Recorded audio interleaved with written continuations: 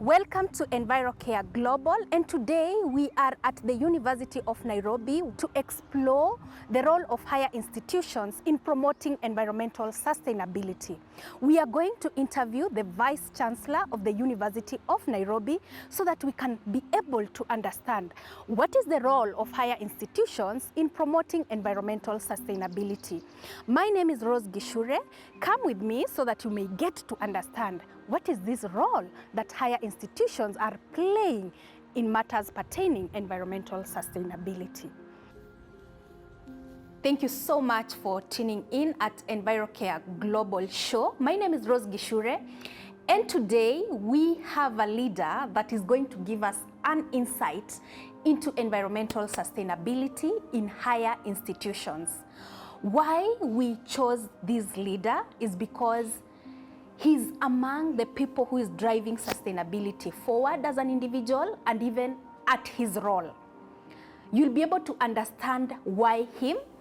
He equally had an opportunity to bring forth or to ensure that the big dream of the late Professor Wangari Maathai's dream was able to be brought into fruition.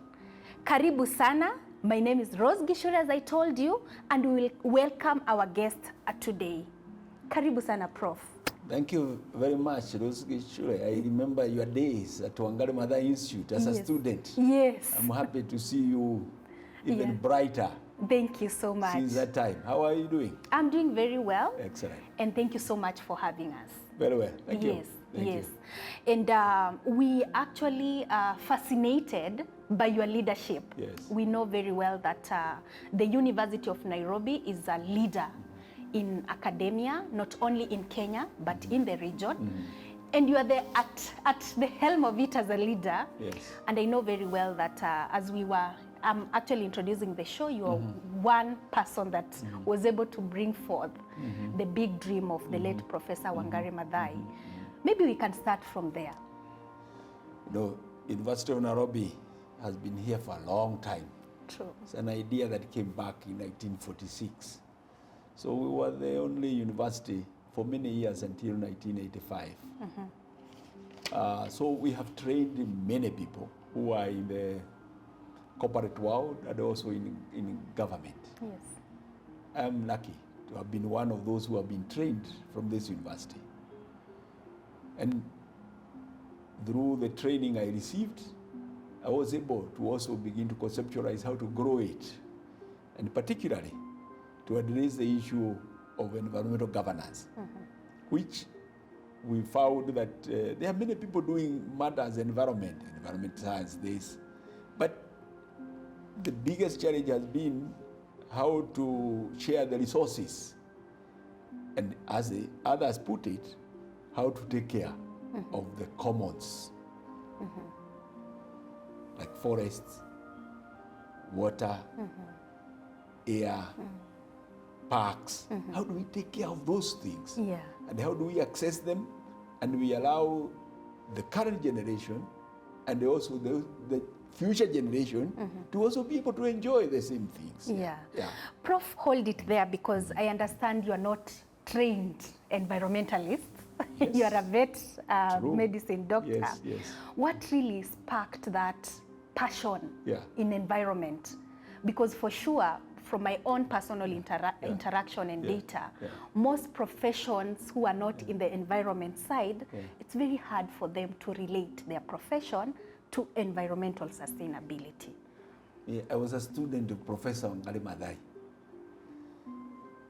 I was completely engrossed with my anatomy, where I was doing structural biology, trying to understand structure and relate it with the function. And then one time, Wangari invited me actually for a cup of coffee, together with a friend of mine, Professor Peter Gear, now emeritus from University of Bern. And over this cup of tea, Professor Wangari Maathai said, I've been looking for a way to come back to the university. What should I do? I said, I have actually also been hoping that you can come back to the university and mentor students, bring your experience back to the university. You know, Wangari had left much earlier in 81, 82. And this now was 2008. Okay. And within this time, she had grown even to a level of winning Nobel Peace Prize. Yes. From the time she left University of Nairobi as a professor. Yes. She engaged on issues of environment, where she started the Green Movement. She had a party on environment. The Green Party. She had a Green Party. She had become a member of parliament. She was a global figure. Yes. And I said, now, can you bring this back to the university and mentor others who can become like you? She said she has been looking forward to doing this also. So we said, let's have a meeting. And when we have a meeting is when that discussion came about. Can we have an institute which can bring both students, policymakers, international experts, those who are involved in keeping law and order. Yes. Everyone, Yes. where they can come, and young and old, they can come and learn issues of environment.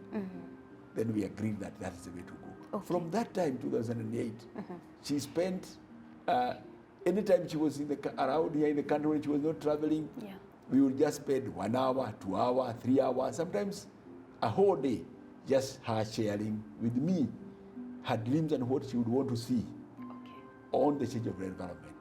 And that, I think there can not be a better way of teaching one than that method.